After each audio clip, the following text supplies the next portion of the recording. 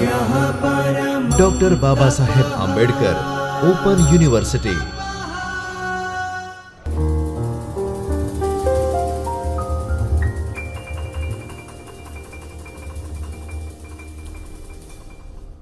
નમસ્કાર વિદ્યાર્થી મિત્રો, ડૉક્ટર બાબા સાહેબ આંબેડકર ઓપન યુનિવર્સિટીના ચૈતન્ય સ્ટુડિયોમાં આપનું હાર્દિક સ્વાગત છે। હું છું doctor Praveen Rathod, assistant professor અર્થશાસ્ત્ર વિભાગ, doctor Baba Saheb Ambedkar open university. વિદ્યાર્થી મિત્રો, આજે આપણે માસ્ટર ઓફ આર્ટ્સ ઇકોનોમિક્સના વિદ્યાર્થીઓ માટે સહકારના અર્થશાસ્ત્રમાં એકમ 12 ભારતમાં સહકારી વ્યવસ્થાના માળખા અંગે ચર્ચા કરીશું। એકમ 12 જે સહકારી વ્યવસ્થાપનનું માળખું છે તેની અંદર આપણે વાત કરીએ તો ખાસ કરીને આ એકમમાં આપણે જ્યારે આ એકમનો અભ્યાસ કરીશું ત્યારે આપણે સહકાર માત્ર એક આર્થિક વ્યવસ્થા તરીકે નહીં પરંતુ સહયોગ, સુમેળ અને સામાજિક પરિવર્તનના સંદર્ભમાં તેને જોઈશું। માધ્યમ તરીકે આપણે તેને સમજવાનું છે કે કઈ રીતે સામાજિક પરિવર્તન આવે છે, તેના આધારે જ આપણે તેને સમજી શકીશું। આપણે જોઈએ, ચલો સહકારી વ્યવસ્થાપનનું માળખાની સમજૂતી મેળવી। સર્વપ્રથમ ઉદ્દેશ્યો, સહકારી માળખાની વિગતવાર સમજ મેળવી અને તેનો મૂળભૂત ઘટકને ઓળખવામાં તમને આ એકમ ખૂબ જ મહત્ત્વનું સાબિત થશે। ત્યારબાદ તમને વિવિધ સહકારી સંસ્થાઓની રચના, તેની કાર્યપદ્ધતિ, મહત્ત્વ અને તેની કાર્ય કરવાની પદ્ધતિઓ અને તે કઈ રીતે સરળ રીતે વિસ્તૃત પામી છે તે અંગેની ચર્ચાઓ પણ તમે કરી શકશો। ત્યારબાદ તમે જોશો કે તમારી સહકારની કામગીરીની પ્રક્રિયા અને આધુનિક નવીન જે પ્રવાહોને સમજવામાં પણ તે તમને સરળ રહેશે અને તમે સમજાવી શકશો। વિદ્યાર્થી મિત્રો, તમે જ્યારે આ એકમ ભણશો ત્યારે તમારામાં સહકારની માળખાની સમજ, સંસ્થાકીય જ્ઞાન અને કામગીરીની નવીનતાનો ખ્યાલ પણ વિકાસ પામશે। તો ચાલો તેની શરૂઆત કરીએ। સર્વપ્રથમ જોઈએ તો મિત્રો, તમારામાંથી કોઈએ પણ સહકારી મંડળીના સભ્યો હશો અથવા તો તમે તમારા ઘરે અમૂલનું દૂધ વાપરતા હશો તો તમને થતું જ હશે કે કઈ રીતે તમારા ઘરે પહોંચ્યું હશે તે વિશે તમે કોઈ દિવસ વિચાર્યું પણ હશે અને તમને વિચારો પણ આવતા હશે કે આ દૂધ કઈ રીતે આપણા સુધી પહોંચ્યું છે, કારણ કે ખેડૂતના ત્યાંથી લઈ અને અમૂલની ઠેરીમાં પેક થઈ અને તમારા સુધી પહોંચ્યું છે તો તે કઈ રીતે પહોંચ્યું છે તેનું તમને ઘણી સમજ હશે અથવા તો તમે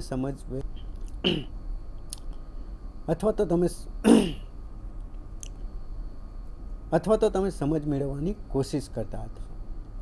તો મિત્રો, આ સહકારી વ્યવસ્થાના ભાગરૂપે આપણી પાસે આવે છે। સહકારી વ્યવસ્થામાં જોઈએ આપણે તો ખાસ કરીને ભારતમાં સહકારી વ્યવસ્થા એક મહત્ત્વપૂર્ણ છે અને શક્તિશાળી આર્થિક મોડેલ છે। તે માત્ર પૈસા કમાવાનું સાધન નથી પરંતુ સમાજના સર્વાંગી વિકાસનું માધ્યમ છે, જેના કારણે સમાજનો વિકાસ થાય છે। આ વ્યવસ્થામાં સભ્યોના આર્થિક, સામાજિક, સાંસ્કૃતિક હિતોને મજબૂત કરે છે અને તેના આધારે સભ્યોના કૌટુંબિક અને સામાજિક વિકાસો પણ થાય છે। સહકારી પ્રવૃત્તિનું માળખું એટલે સંસ્થાઓની રચના, સંચાલન અને કાર્યપદ્ધતિને નિયંત્રણ કરતી વ્યવસ્થા। આ સુવ્યવસ્થા એવી વ્યવસ્થા છે કે આ માળખું સમુદાયને આર્થિક રીતે મજબૂત બનાવે છે અને સામાજિક સુમેળ સાધે છે। તે વધારે મજબૂત બને છે અને વ્યક્તિઓ વધુ ને વધુ કાર્યરત થાય છે। એક વાક્યમાં આપણે કહેવું હોય તો સહકારી વ્યવસ્થા એટલે સહયોગ, સુમેળ અને સામૂહિક વિકાસ। આમ જોવા જઈએ તો સહકારી જે વ્યવસ્થા છે તે એકબીજાનો સહયોગ, તેની સાથે સુમેળ મળે છે અને બધાનો એકસાથે સામૂહિક વિકાસ કરવામાં આવે છે, તેને આપણે સહકારી વ્યવસ્થા તરીકે ઓળખીએ છીએ। સહકારી વ્યવસ્થામાં ખાસ કરી અને જુદા જુદા એકમો હોય છે જે તે પોતાના સિદ્ધાંતો પ્રમાણે, પોતાના મેમોરેન્ડમ પ્રમાણે કામ કરતા હોય છે અને આ કામના કારણે જે જોડાયેલા સભ્યો રહે તેમનો તો વિકાસ થાય છે પરંતુ સાથે સાથે સામૂહિક એટલે કે આખા ગામનો અથવા તો આખા એક સમુદાયનો અથવા તો દેશનો પણ વિકાસ થાય છે। જેમ કે અમૂલની આપણે ઉદાહરણ તરીકે લઈએ તો અમૂલે આપણા દેશનો વિકાસ માટે વિશ્વમાં આપણા દેશનું નામ રોશન કર્યું છે, કારણ કે અત્યારે ભારત વિશ્વમાં સૌથી વધુ દૂધનું પ્રોડક્શન કરતો દેશ આ સહકારી એકમના કારણે બન્યો છે। આપણે વાત કરીએ તો સહકારના જે સિદ્ધાંતો છે, આધારશીલ સિદ્ધાંતો છે, આ સિદ્ધાંતોના આધારે સહકારી વ્યવસ્થા પણ ચાલે છે। આંતરરાષ્ટ્રીય સહકારી જોડાણ ICA દ્વારા સહકારી સંસ્થાઓ માટે 7 મૂળભૂત સિદ્ધાંતો નક્કી કર્યા છે। આ સિદ્ધાંતોમાં વિશ્વમાં માન્યતા, છે અને સહકારી ચળવળની સફળતાની ખાતરી પણ આપે છે. ચાલો એક એક કરી અને આપણે ટૂંકમાં વિગતવાર આ સિદ્ધાંતોને સમજીએ. સર્વપ્રથમ વાત કરીએ તો ખુલ્લું અને સ્વૈચ્છિક સભ્યપદ. ખુલ્લું અને સ્વૈચ્છિક સભ્યપદ એ આપણને ચોખ્ખી જ અને સરળ રીતે માહિતી આપે છે કે ખુલ્લું એટલે કે બધા માટે ખુલ્લું છે. ત્યાં કોઈ પણ સમાજ, કોઈ પણ વ્યક્તિ, ત્યાં કોઈ પણ વ્યક્તિ તેમાં જોડાઈ શકે છે અને ત્યાં આવી શકે છે અને પોતાનો વિકાસ કરી શકે છે. એટલા માટે ત્યાં કોઈ પણ જાતનો ભેદભાવ નથી. તેમાં તમામ લોકો જોડાઈ શકે છે. તેનું સભ્યપદ તમામ માટે ખુલ્લું રાખવામાં આવે છે. એટલે સ્વૈચ્છિક હોય છે, પોતાની ઈચ્છા હોય તો જ જોડાવું, અને ખુલ્લું એટલે બધા માટે કોમન હોય છે, બધા જ જોડાઈ શકે છે. તમામને તેમાં જોડાવાની તક આપવામાં આવે છે. બીજા સિદ્ધાંતની વાત કરીએ તો લોકશાહી નિયંત્રણ. લોકશાહી નિયંત્રણ એટલે એક સભ્યને એક મત આપવામાં આવે છે. આ સિદ્ધાંત ત્યાં સહકારમાં લાગુ પડે છે અને સમાન અધિકાર આપવામાં આવે છે. તમામને એક મત આપી અને સમાનતાનો અધિકાર સ્થાપિત કરવામાં આવશે. ત્યાં વધારે પૈસા અથવા તો વધારે બળવાને વધારે મત આપવા અને ઓછા પૈસાવાળાને ઓછા મત આપવા તેવી કોઈ જ વ્યવસ્થા નથી હોતી. ત્યાં એક મત, એક સભ્ય, એક મતની વ્યવસ્થા હોય છે. એટલા માટે તમામને એક સમાન અધિકાર મળે છે અને વ્યક્તિનું મહત્ત્વ વધે છે.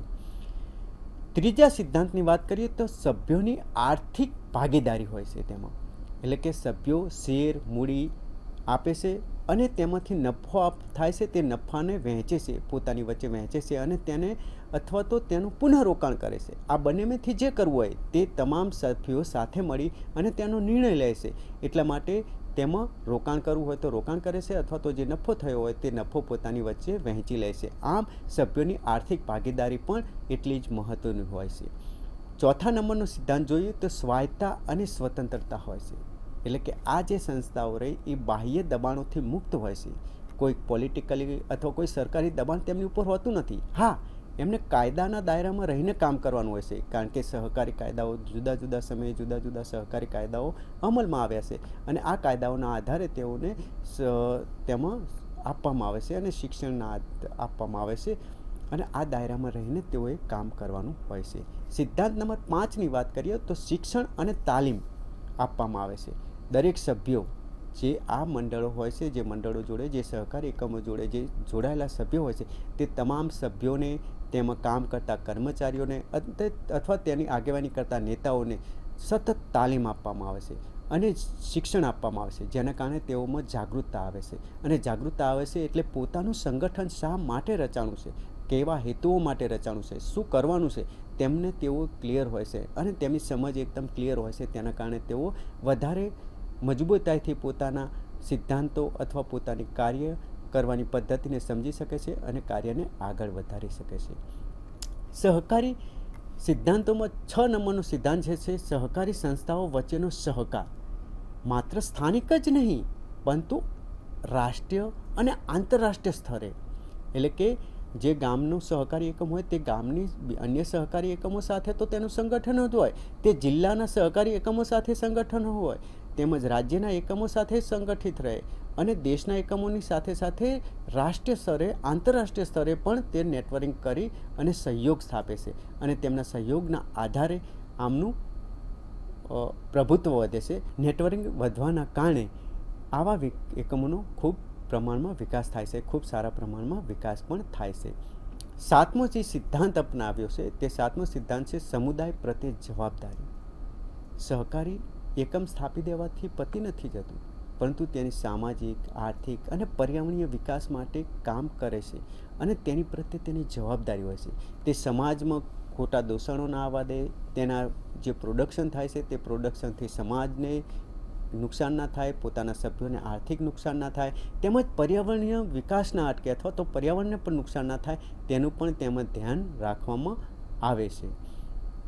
આ રીતે જોઈએ તો આ 7 સિદ્ધાંતો જે રહ્યા, આ 7 સિદ્ધાંતો ઉપર સહકાર ટકેલું હોય છે અને તેની વ્યવસ્થા આ 7 સિદ્ધાંતો પર કામ કરે છે. આ આંતરરાષ્ટ્રીય કક્ષાએ જોડાયેલા છે, આંતરરાષ્ટ્રીય કક્ષાએ આને સ્વીકારવામાં આવેલા છે. એટલે આંતરરાષ્ટ્રીય સહકારી જોડાણ જે છે તેના આધારે તેને સ્વીકારી અને તમામ દેશોએ તેને પાડવાના હોય છે. આગળ આપણે વાત કરીએ તો કાનૂની માળખું અને સંગઠનાત્મક રચનાઓ. એટલે કે જે સહકારી હોય છે તેનું કાનૂની માળખું કેવું હોય છે, તો કાનૂની માળખાની વાત કરીએ તો ભારતમાં સહકારી સંસ્થાઓનું નિયમન સહકારી સોસાયટી અધિનિયમ 1912 દ્વારા થાય છે.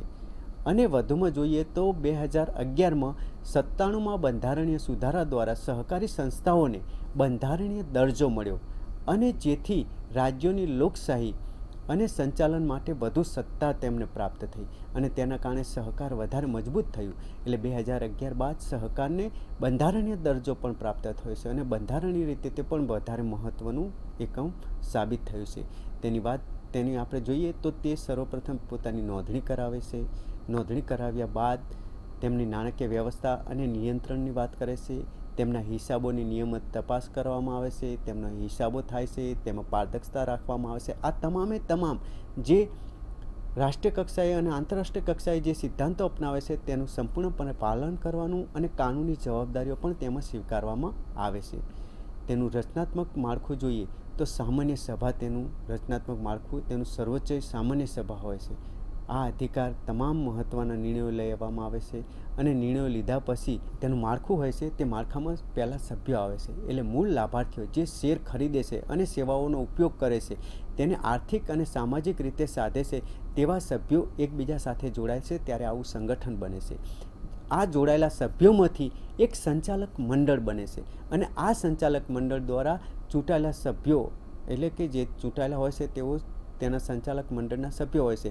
તેઓ નીતિ નિર્માણ કરે છે, નીતિઓનું નિર્માણ કરે છે, મહત્ત્વપૂર્ણ નિર્ણયો લે છે અને આ નિર્ણયોના આધારે તેઓ વધારે ને વધારે કોઈને કોઈ કાર્ય અથવા તો નવા પોતાના સિદ્ધાંતો અથવા તો પોતાની નવી પ્રવૃત્તિઓને વેગ આપે છે. ત્યારબાદ થાય છે વ્યવસ્થાપન, એટલે કે રોજિંદા કામ માટે જે ચૂંટાયેલા સભ્યો હોય છે તે તો વર્ષમાં 3 થી 4 વાર અથવા તો 5 વાર અથવા તો 7 વાર મળતા હોય છે, પરંતુ તેના રોજિંદા કામ માટે પણ ત્યાં નિયુક્ત કરવામાં આવે છે. રોજિંદા કામ માટે કામદારો રાખવામાં આવે છે. તે પ્રોડક્શન માટે હોય કે સંચાલન માટે હોય કે વહીવટી કામગીરી માટે હોય, તેની માટે જે કામદારો રાખવામાં આવશે, કર્મચારીઓ રાખવામાં આવશે, તેમની નિયુક્તિ કરવામાં આવશે. અને અંતે જોઈએ તો સામાન્ય સભા હોય છે. આ સામાન્ય સભા એટલે સભ્યોની બનેલી મહત્ત્વની બેઠક જેની અંદર તમામ પ્રકારના નિર્ણયો લેવામાં આવે છે. આ નિર્ણયો લેવાના આધારે તેઓનું રોજિંદાનું જે નફો હોય છે તેનું વિતરણ થાય છે, તેવા નિર્ણયો લેવામાં આવશે. નવા એકમો શરૂ કરવા અથવા તો નવા સભ્યોને આમંત્રિત કરવા, આ તમામ બાબતો તેમાં મૂળભૂત રીતે સમાવવામાં આવશે. આમ જોઈએ તો સંગઠનાત્મકનું જે માળખું રહ્યું તે સભ્યોથી લઈ સંચાલકો, વ્યવસ્થાપન અને સામાન્ય સભા સુધી વિસ્તરેલું હોય છે. આમ આ રચનાની એટલી મજબૂત છે કે દરેક સ્તર પર જવાબદારી સ્પષ્ટ હોય છે અને દરેકને પોતાની જવાબદારીઓ નિભાવવાની હોય છે. હવે આપણે વાત કરીએ વ્યવસ્થાપન અને કામગીરીની પ્રક્રિયા કેવી હોય છે. આ જે વ્યવસ્થાપન હોય છે તે શું હોય છે અને તેની કામગીરીની પ્રક્રિયા શું હોય છે. તો સહકારી સંસ્થાનું વ્યવસ્થાપન એ 5 મુખ્ય કાર્યો પર આધારિત હોય છે, કારણ કે તેને 5 મુખ્ય કાર્યો કરવામાં આવે છે, જેમાં આયોજન, સંગઠન અને નિદર્શન અને નિયંત્રણ હોય છે. આયોજન એટલે ટૂંકા અને લાંબા ગાળાની યોજનાઓ, બજેટ, ઉત્પાદન અથવા તો કોઈ નવા ટેકનોલોજી વિકસાવવાની હોય તો તેની બાબતો, આ તમામોના નિર્ણયો આયોજનમાં લેવામાં આવે છે. જેમાં ખાસ કરીને સાધારણ સભા જે ભરાય છે ત્યારે તેનો નિર્ણય લઈ લેવામાં આવે છે અને ત્યારે તેની ચર્ચાઓ પણ કરવામાં આવે છે. બીજું છે તેનું સંગઠન. સંગઠન એટલે માનવ, નાણાકીય અને ભૌતિક સંસાધનોને યોગ્ય રીતે ગોઠવવા અને તેનું યોગ્ય રીતે ઉત્પાદન કરી વપરાયેલી સાધન સંપત્તિ ના રહે તે રીતે કામ કરવું અને દેશને, પર્યાવરણને નુકસાન ના થાય તે રીતની કામગીરી કરવાનું આયોજન એ સંગઠન દ્વારા કરવામાં આવે છે. 3 નંબરમાં આવે છે નિદર્શન, એટલે કે સભ્યો અને કર્મચારીઓને દિશા આપવાની અને તેમનું નેતૃત્વ પૂરું પાડવાની એક નિદર્શન, એક કમિટી બને છે. જે કમિટી દ્વારા તેમનું નિદર્શન કરવામાં આવશે, તેમની ઉપર કંટ્રોલ પણ રાખવામાં આવે છે. 4 નંબરમાં વાત કરીએ તો નિયંત્રણ હોય છે, એટલે કે ખર્ચ, ગુણવત્તા, બજેટ, આ દરેક ઉપર નિયંત્રણ રાખવાની કામગીરી પણ કરવામાં આવે છે અને આ કામગીરીના આધારે સંકલન થાય છે. સંકલન થઈ અને તમામ વિભાગો વચ્ચે સુમેળ સાધવાનું કામગીરીઓ પણ કરવામાં આવે છે.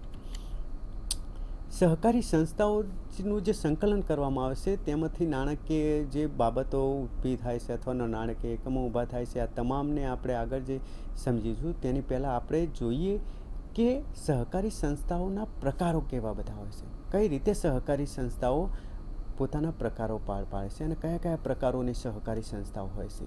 જુદા જુદા પ્રકારોની આપણને સહકારી સંસ્થાઓ અત્યારે આપણને જોવા મળે છે.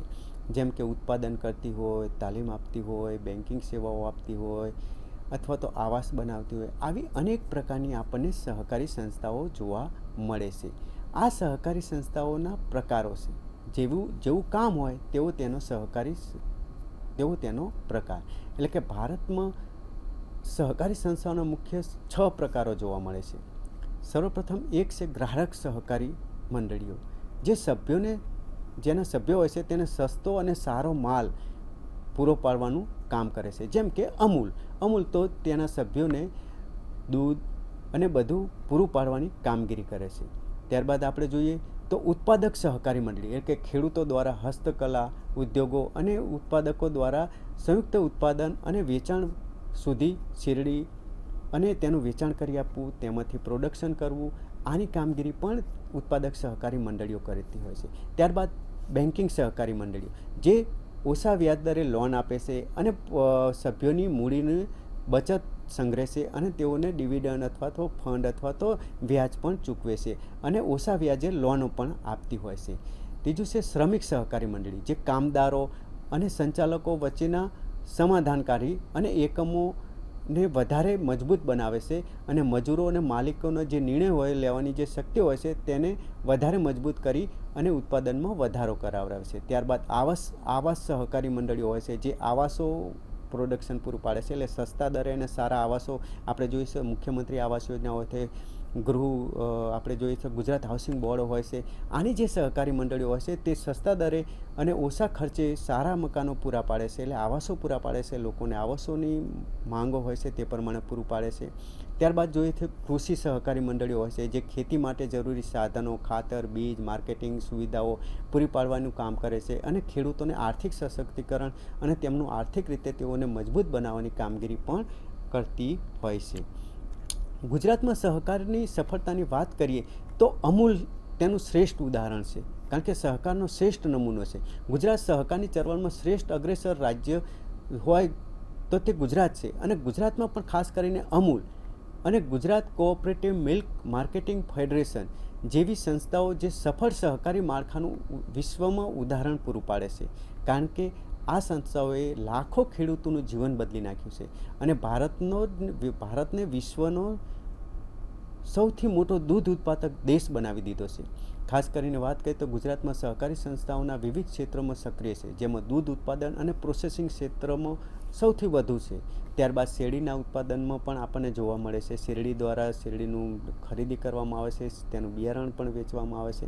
ત્યારબાદ ગ્રાહક સહકારી સ્ટોરો પણ આપણને ઘણા બધા જોવા મળે છે અને સહકારી બેન્કિંગ પણ ગુજરાતમાં વધારે પ્રમાણમાં જોવા મળે છે. સહકારની સફળતા જોઈએ તો એ માત્ર આર્થિક નીતિ નથી, પરંતુ સામાજિક પરિવર્તન અને સશક્તિકરણની વાત છે.